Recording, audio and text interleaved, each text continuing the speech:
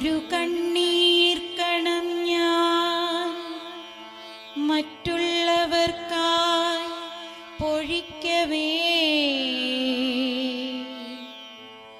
ഉദിക്കയാണിന്നാത്മാവിൽ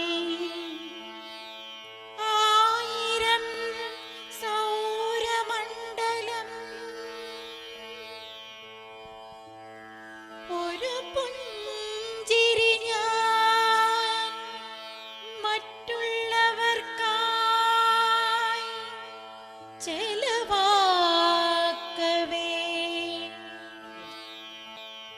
ഹൃദയത്തിലുലാവുന്നു നിത്യനിർമ്മല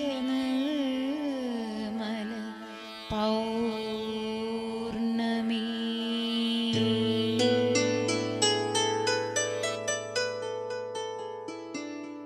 I too have a dream. എനിക്കും ഒരു സ്വപ്നമുണ്ടായി. ലോകത്തെ ഏറ്റവും അധികം പാൽ ഉൽപ്പാദിപ്പിക്കുന്ന രാജ്യമാണ് നമ്മുടെ ഇന്ത്യ. ആഗോള പാൽ ഉൽപാദനത്തിലെ 23% ഇന്ത്യയുടെ പങ്ക്. അങ്ങനെയുള്ള നമ്മുടെ രാജ്യത്ത് പാൽ ഉൽപാദനത്തിന്റെ കാര്യത്തിലും പാലിൽ നിന്നും നിർമ്മിക്കുന്ന പ്രൊഡക്ട്സിന്റെ കാര്യത്തിലും മുന്നിൽ നിൽക്കുന്ന ഒരു ബ്രാൻഡുണ്ട്, അമൂൽ.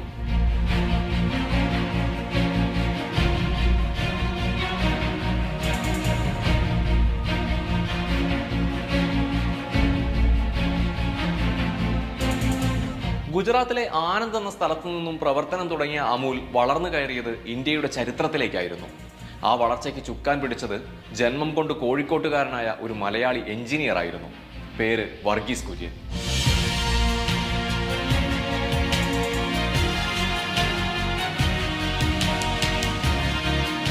വർഗീസ് കുര്യന്റെ നേതൃത്വത്തിൽ ആനന്ദ് മിൽക്ക് യൂണിയൻ ലിമിറ്റഡ് എന്ന അമൂൽ നടത്തിയ വിജയഗാഥയിൽ നിന്നും പ്രചോദനം ഉൾക്കൊണ്ടായിരുന്നു പിന്നീട് കേരളത്തിൽ മിൽമ പ്രസ്ഥാനം ഉദയം കൊണ്ടത്. പറഞ്ഞു വരുമ്പോൾ വർഗീസ് കുര്യൻ എന്ന ക്രാന്തദർശിയായ മനുഷ്യന്റെ ചരിത്രം ഇന്ത്യയുടെ ധവള വിപ്ലവത്തിന്റെ ചരിത്രം കൂടിയാണ്.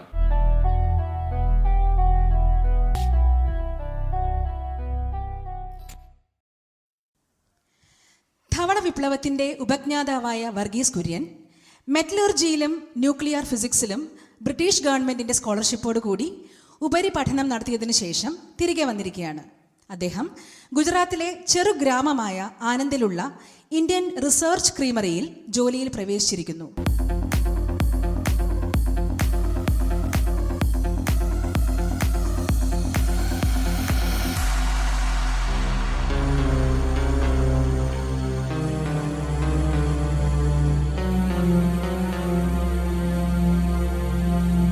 മിസ്റ്റർ കുര്യൻ, നിങ്ങളുടെ അടുത്ത പദ്ധതി എന്താണ്? കഴുതപ്പാലിൽ നിന്ന് പാൽപ്പൊടി ഉണ്ടാക്കലാണോ?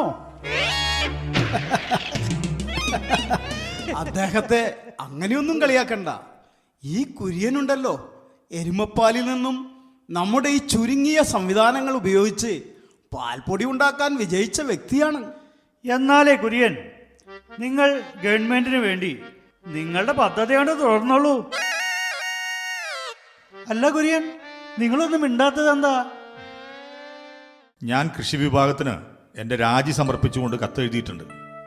വെറുതെ ഇരുന്ന് 350 രൂപ ശമ്പളം വാങ്ങിക്കാനും എൻ്റെ ഭാവിയും സർക്കാരിൻ്റെ ധനവും വൃഥാവിലാക്കാനും എനിക്ക് ഒട്ടും താല്പര്യമില്ല. പക്ഷേ കുര്യൻ, നിങ്ങൾ ആനന്ദ് വിട്ടുപോവുകയാണെങ്കിൽ കൈറ സൊസൈറ്റിയിലെ ത്രിഭുവൻ ദാസ് പട്ടേലിന് തൻ്റെ മെഷീനുകൾ നന്നാക്കാനേ മറ്റൊരു എഞ്ചിനീയറെ നിയോഗിക്കേണ്ടി വരും. കൈറ സൊസൈറ്റി ഇപ്പൊ ബ്രിട്ടീഷ് ഗവൺമെന്റ് ഉപേക്ഷിച്ച് കളഞ്ഞ കപ്പിയും കയറും ഉപയോഗിച്ചുള്ള പഴയൊരു ഡയറി മെഷീനാണ് ഉപയോഗിക്കുന്നത്. അതിന് അദ്ദേഹം വർഷം പ്രതി 9,000 രൂപ വാടകയും നൽകിക്കൊണ്ടിരിക്കുന്നു. ആ പട്ടേലിന് വട്ടാണെന്നാ തോന്നുന്നു. നിങ്ങൾ എന്താണ് ഈ പറയുന്നത്? കർഷകരുടെ അഭിവൃദ്ധിക്ക് വേണ്ടി തികഞ്ഞ അർപ്പണബോധത്തോടെ അഹോരാത്രം ജോലി ചെയ്യുന്ന പട്ടേലിനെ പോലെ ഒരാളെ അധിക്ഷേപിക്കാൻ നിങ്ങൾക്ക് എങ്ങനെ തോന്നുന്നു? കൈറ പാൽ സൊസൈറ്റിയുടെ അഭിവൃദ്ധിക്ക് വേണ്ടിയും കർഷകരുടെ പുരോഗതിക്ക് വേണ്ടിയും അദ്ദേഹം നടത്തുന്ന പ്രവർത്തനങ്ങളെ പ്രശംസിക്കുകയാണ് വേണ്ടത്. സർക്കാരിന്റെ പണവും പാഴാക്കി ചീട്ടും കളിച്ചുകൊണ്ടിരിക്കുന്ന നിങ്ങൾക്ക് പട്ടേലിനെ കുറ്റം പറയാൻ എന്താണ് അധികാരം? നിങ്ങൾക്ക് കുറെ സമയം ബാക്കിയുണ്ടെങ്കിൽ മിസ്റ്റർ പട്ടേലിനെ പറ്റി ഒരു സിനിമ ഉണ്ടാക്കൂ. തീർച്ചയായും മിസ്റ്റർ പട്ടേലിനെ പറ്റി ഞാനൊരു സിനിമ നിർമ്മിക്കുക തന്നെ ചെയ്യും. പാവപ്പെട്ട കർഷകരെ ചൂഷണം ചെയ്ത പോൾസൺ കമ്പനിക്കെതിരെ പോരാടി ഇവിടുത്തെ ക്ഷീരകർഷകന്റെ അഭിവൃദ്ധിക്ക് വേണ്ടി പാടുപെട്ട ആ മഹത് വ്യക്തിയെ ലോകമറിയട്ടെ. എന്നാലേ കുര്യൻ, നിങ്ങൾ വിരമിക്കുമ്പോൾ കിട്ടുന്ന ആനുകൂല്യങ്ങളെല്ലാം അതിനു വേണ്ടി അങ്ങോട്ട് ഉപയോഗിച്ചോളൂ. Okay, by Kurian. ബാ, നമുക്ക് പോകാം.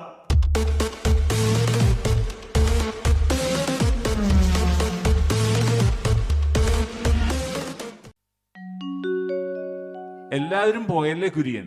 എന്താ പട്ടേൽ, നിങ്ങളുടെ കൈറ സൊസൈറ്റിയിലെ മെഷീൻ എന്തെങ്കിലും തകരാറുണ്ടോ? ആ പഴയ മെഷീനൊക്കെ വലിച്ചെറിഞ്ഞ് നിങ്ങൾക്ക് പുതിയൊരെണ്ണം വാങ്ങിക്കൂടെ? അല്ലല്ല, ഈ ലെറ്റർ താങ്കളെ ഏൽപ്പിക്കാൻ പോസ്റ്റ്മാൻ പറഞ്ഞു. ഞാനിത് തരാൻ വേണ്ടി വന്നതാണ്.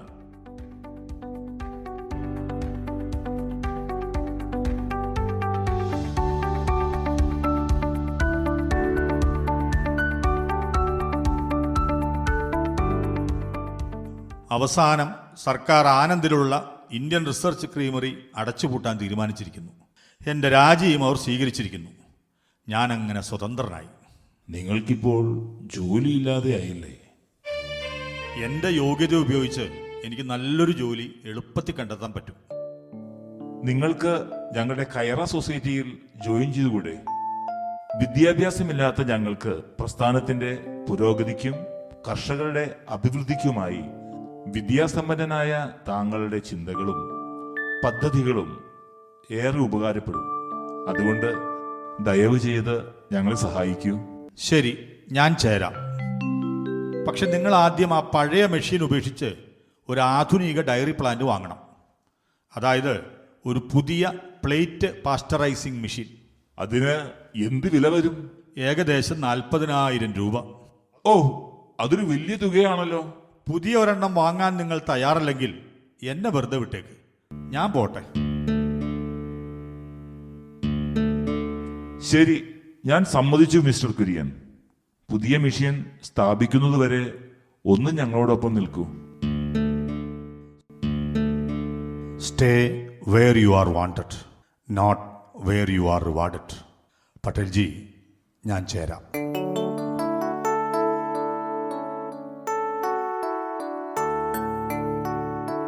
ഒരു മാസത്തിനുള്ളിൽ നിങ്ങളുടെ തൊഴിൽ രംഗത്തിന് മാറ്റം സംഭവിക്കും.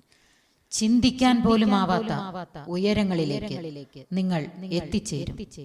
തീർച്ച. കൈറ സൊസൈറ്റിയുമായി ചേർന്ന് പ്രവർത്തനങ്ങൾ തുടങ്ങിയ കുര്യനെ കാത്തിരുന്നത് എതിർപ്പുകളുടെ ഒരു നീണ്ട നിരയായിരുന്നു. സർക്കാരിന്റെ ഭാഗത്തു നിന്നും കോർപ്പറേറ്റുകളുടെ ഭാഗത്തു നിന്നും എന്ന് വേണ്ട, മുന്നിൽ വന്ന എല്ലാത്തിലും എതിർപ്പുകളും പ്രശ്നങ്ങളുമായിരുന്നു. ഇതിന്റെ ഭാഗമായി മുംബൈ മിൽക്ക് കമ്മീഷണറുടെ ഹെഡ്ക്വാർട്ടേഴ്സിലേക്ക് കുര്യനെ അടിയന്തരമായി വിളിപ്പിച്ചിരിക്കുന്നു. മുംബൈ മിൽക്ക് കമ്മീഷണർ ധാരാ കുറിയോടിയുമായുള്ള കുര്യന്റെ കൂടിക്കാഴ്ച.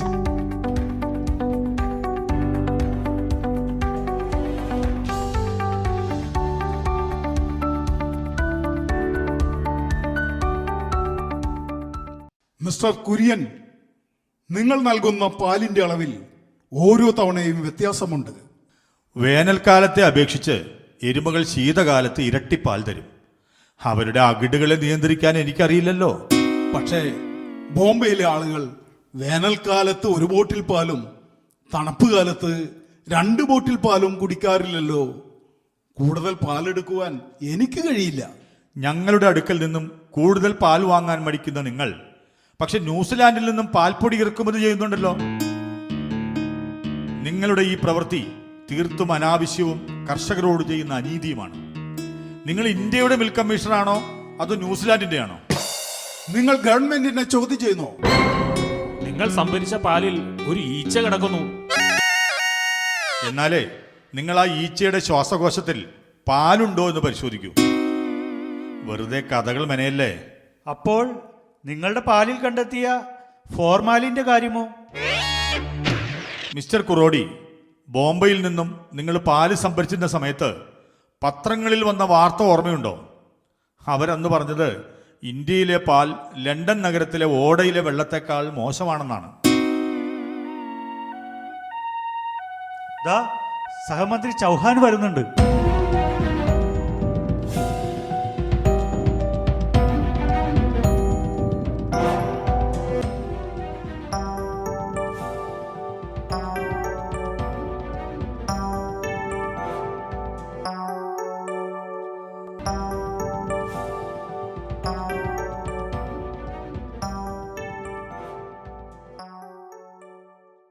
സാർ, ഞങ്ങൾ 5 വർഷം കൊണ്ട് പാലിൻ്റെ ഉൽപ്പാദനം 200 ലിറ്ററിൽ നിന്ന് 20,000 ലിറ്റർ വരെ വർദ്ധിപ്പിച്ചു. പക്ഷേ അത് ഫലപ്രദമായ രീതിയിൽ കേടുകൂടാതെ സൂക്ഷിക്കാൻ ഞങ്ങൾക്ക് ആവശ്യമായ സംവിധാനമില്ല. ഇത് പാൽപ്പൊടിയാക്കാനുള്ള സാങ്കേതിക സംവിധാനവും നിലവിലില്ല. വിദേശത്ത് ഉപരിപഠനത്തിന് അയച്ച ഒരാളെ കൊണ്ടെങ്കിലും നമുക്കൊരു പ്രയോജനം ഉണ്ടായല്ലോ. ഭാഗ്യം. നിങ്ങൾ സ്റ്റീൽ പ്ലാന്റിൽ ജോലി ചെയ്തിരുന്ന ഒരു മനുഷ്യനെ വിദേശത്ത് ഡയറി എഞ്ചിനീയറിംഗ് പഠിക്കാൻ വിട്ടു. പോയ എനിക്കാകട്ടെ പശു എങ്ങനെ ഇരിക്കുന്നു എന്ന് പോലും അറിയില്ല. ഇങ്ങനെയാണോ ഒരാളെ പരിശീലനത്തിന് തിരഞ്ഞെടുക്കേണ്ടത്? അവിടെ തന്നെ ഞാൻ പഠിച്ചത് ന്യൂക്ലിയർ ഫിസിക്സ് ആണ്. തിരിച്ചു വന്ന് ജോലി കിട്ടിയതാകട്ടെ ഡയറി എഞ്ചിനീയർ ആയിട്ട്. ഇത് നല്ല തമാശ. ഇത് തമാശയല്ല, അത്യന്തം ഖേദകരമായ സംഗതിയാണ്. പിന്നെ ഞങ്ങൾ എന്ത് ചെയ്യണമായിരുന്നു? നിങ്ങൾ എന്നെ പോലെ 3-4 വർഷം ഡയറി മേഖലയിൽ ജോലി ചെയ്ത ഒരാളെ പരിശീലനത്തിന് അയക്കണമായിരുന്നു. സർ, താങ്കൾ ഇപ്പോൾ എന്നെ ഓസ്ട്രേലിയയിലോ ന്യൂസിലൻഡിലോ ഡയറി എഞ്ചിനീയറിംഗിൽ ഉപരിപഠനത്തിനായി വിട്ടാൽ എനിക്ക് ഈ കർഷകർക്ക് ഉപകാരപ്രദമായ വല്ലതും ചെയ്യാൻ കഴിഞ്ഞേനെ.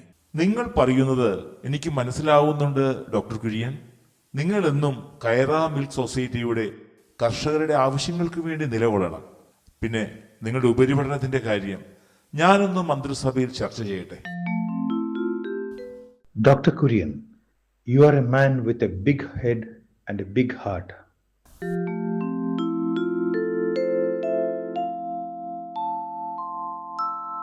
ആയിരത്തി 1952 കുര്യനെ ഇന്ത്യ ഗവൺമെന്റ് ആദ്യം ന്യൂസിലൻഡിലേക്കും പിന്നീട് ഓസ്ട്രേലിയയിലേക്കും ഉപരിപഠനത്തിന് അയച്ചു.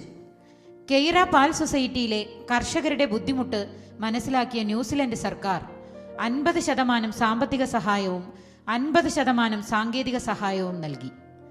ആനന്ദിൽ തിരിച്ചെത്തിയ കുര്യൻ എരുമപ്പാലിൽ നിന്നും പാൽപ്പൊടി ഉണ്ടാക്കുവാൻ ആരംഭിക്കുന്നു.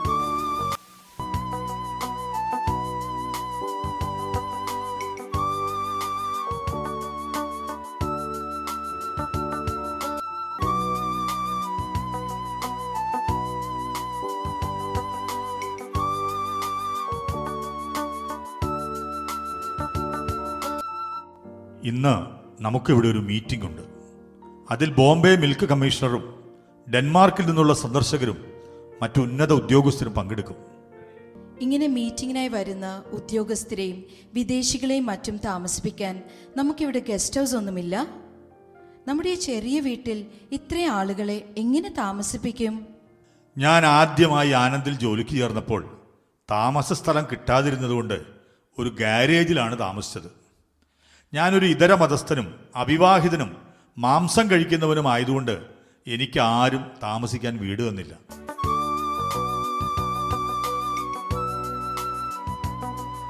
നമസ്കാരം ദീദി.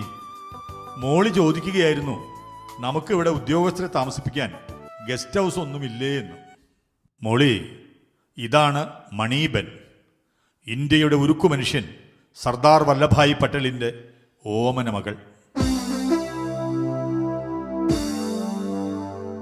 എന്നെ കുറിച്ച് വർണ്ണിക്കുന്നത് നിർത്തു കുര്യൻ. നമുക്ക് മീറ്റിങ്ങിന് വരുന്ന ആളുകളെ എവിടെ താമസിപ്പിക്കാമെന്ന് ആലോചിക്കൂ. അതാണ് ദീദി ഞാനും ആലോചിക്കുന്നത്. ഈ മോളിയെ കല്യാണം കഴിച്ചില്ലായിരുന്നെങ്കിൽ എന്ന് ഞാൻ ഓർത്തു പോവുകയാണ്. ഇവൾ ഇവിടെ ഇല്ലായിരുന്നെങ്കിൽ ആ മുറി കൂടി ഒരു ഉദ്യോഗസ്ഥന് താമസിക്കാൻ കൊടുക്കാമായിരുന്നു. കുര്യൻ, അങ്ങനെയെല്ലാം പറഞ്ഞ് ഈ പുതുമണവാട്ടിയെ വിഷമിപ്പിക്കാതെ. മോളി വിഷമിക്കണ്ട. കുര്യനെ ഒരിക്കലും നിന്റെ ഭർത്താവ് മാത്രമായി കരുതരുത്. മഹത്തായ ഒരു കാര്യത്തിൻ്റെ അമരക്കാരനാണ് കുര്യൻ. നിരാലംബരായ ഒരു കൂട്ടം കർഷകരുടെ സ്വപ്നങ്ങൾ സാക്ഷാത്കരിക്കാൻ പ്രയത്നിക്കുന്നവൻ. അതിൽ വിഷമിക്കുകയോ കുര്യൻ കർഷകർക്ക് വേണ്ടി ചിലവഴിക്കുന്ന സമയത്തെക്കുറിച്ച് ഓർത്ത് അവരോട് അസൂയപ്പെടുകയോ ചെയ്യരുത്. ദാ മീറ്റിങ്ങിനായി എല്ലാവരും വരുന്നുണ്ട്.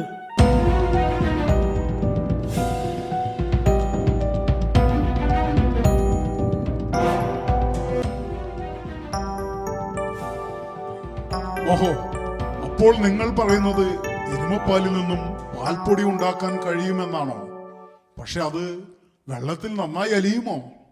ദലയ, ഇവർക്കതൊന്ന് കാണിച്ചു കൊടുക്കൂ. ഓ ക്ഷമിക്കണം, ഞാൻ ദലയെ പരിചയപ്പെടുത്താൻ മറന്നു. ഇദ്ദേഹം നമ്മുടെ ഡയറി ടെക്നോളജിസ്റ്റാണ്. ഡയറി എഞ്ചിനീയറിംഗിന്റെ തലതൊട്ടപ്പൻ എന്ന് വേണമെങ്കിൽ വിളിക്കാം.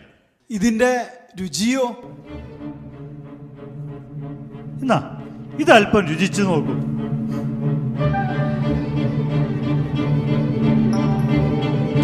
എരുമപ്പാലിൽ നിന്നും പാൽപ്പൊടി ഉണ്ടാക്കാൻ സാധിക്കുമെന്ന് യുണിസെഫ് വരെ അംഗീകരിച്ചു കഴിഞ്ഞു. പുതിയ പ്ലാന്റ് സ്ഥാപിക്കാൻ ആവശ്യമായ സഹായവും അവർ വാഗ്ദാനം ചെയ്തിട്ടുണ്ട്. അങ്ങനെ സാങ്കേതിക വിദ്യ തയ്യാറായി. ഇനി നമുക്ക് ഇതിനൊരു പേരിടണ്ടേ? ഒരു ബ്രാൻഡ് നെയിം? ഞങ്ങൾ ഒരെണ്ണം തീരുമാനിച്ചിട്ടുണ്ട്. അമൂൽ. പിന്നെ മറ്റെന്ത് പേരാണ് അങ്ങ് ഉദ്ദേശിക്കുന്നത്? പ്രിൻസ് ഓഫ് വെയിൽസ് എന്നോ അതോ ക്വീൻ വിക്ടോറിയ എന്നോ? സംസ്കൃതത്തിൽ അമൂല്യ എന്നാൽ വിലമതിക്കാനാകാത്തത് എന്നാണ് അർത്ഥം. അതിൽ നിന്നാണ് ഞങ്ങൾ അമൂൽ എന്ന പേര് കണ്ടെത്തിയത്. നമുക്ക് എന്തുകൊണ്ട് നമ്മുടെ തന്നെ പാരമ്പര്യത്തെ മുറുകെ പിടിച്ചുകൂടാ? പക്ഷേ ഇനി ഒരു പക്ഷേയുമില്ല. എനിക്ക് ഈ രണ്ട് ചെറുപ്പക്കാരെയും നന്ദി ഇഷ്ടപ്പെട്ടു. നമ്മൾ ഈ പ്രോജക്റ്റുമായി മുന്നോട്ട് പോകുന്നു.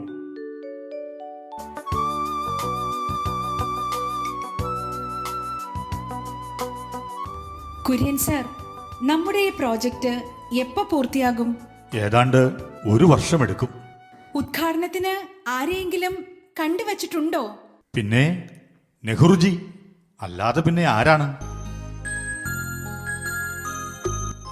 അങ്ങനെയാണെങ്കിൽ ഞാൻ ഇപ്പോഴേ അദ്ദേഹവുമായി സംസാരിച്ച് ഒരു തീയതി ബുക്ക് ചെയ്തു വയ്ക്കാം. എങ്കിൽ മറ്റൊന്നും ആലോചിക്കണ്ട. അടുത്ത ഒക്ടോബർ 31 തീയതി എന്ന് നിശ്ചയിച്ചോളൂ. സർദാർ വല്ലഭായ് പട്ടേലിന്റെ ജന്മദിനമല്ലേ അന്ന്? അങ്ങനെ നമ്മൾ ഇന്ത്യയിലെ ആദ്യത്തെ പാൽപ്പൊടി നിർമ്മാണത്തിനുള്ള പ്ലാന്റ് ആരംഭിക്കാൻ പോകുന്നു. എരുമപ്പാലിൽ നിന്നും പാൽപ്പൊടി ഉണ്ടാക്കാൻ സാധിക്കില്ല എന്ന് പറഞ്ഞെടുത്തു നിന്ന് നമ്മളിതാ പ്ലാന്റ് ഉദ്ഘാടനത്തിന്റെ തീയതി തീരുമാനിച്ചിരിക്കുന്നു. ഇതാ അമൂലിന്റെ ത്രിമൂർത്തികൾ.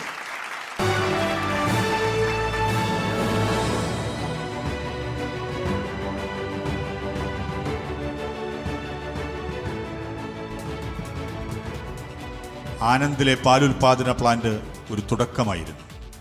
ഡോക്ടർ വർഗീസ് കുര്യന്റെ നേതൃത്വത്തിൽ കോഓപ്പറേറ്റീവ് സൊസൈറ്റി മേഖലയിൽ പാലുൽപാദന രംഗത്തെ വിജയഗാഥ സ്വാഭാവികമായും അയൽ ഗ്രാമങ്ങളിലേക്ക് കാട്ടുതീ പോലെ പടർന്നു.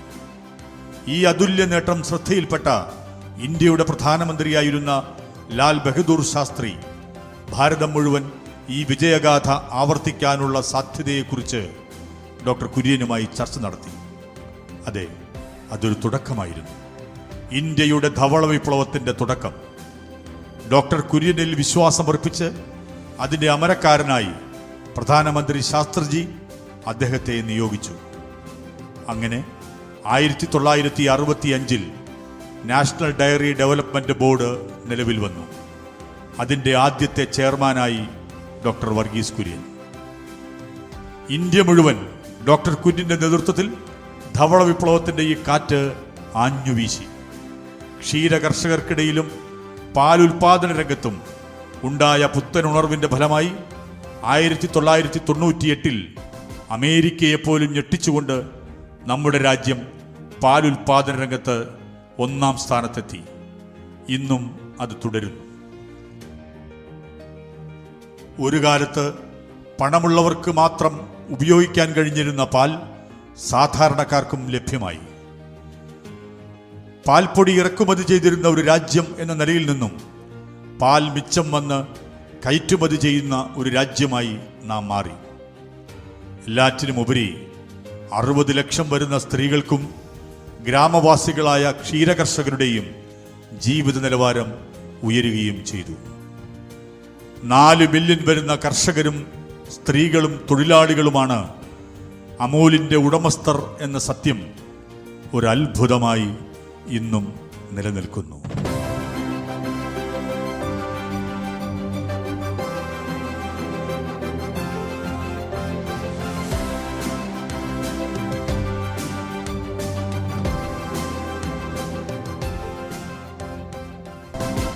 ഡോക്ടർ കുര്യൻ, നിങ്ങൾ ഈ വിജയത്തെക്കുറിച്ച് എന്തു പറയുന്നു? ഞങ്ങളുടെ പ്രവർത്തനങ്ങളെ ഗവൺമെന്റ് അടക്കം എല്ലാവരും ആദ്യം എതിർത്തു.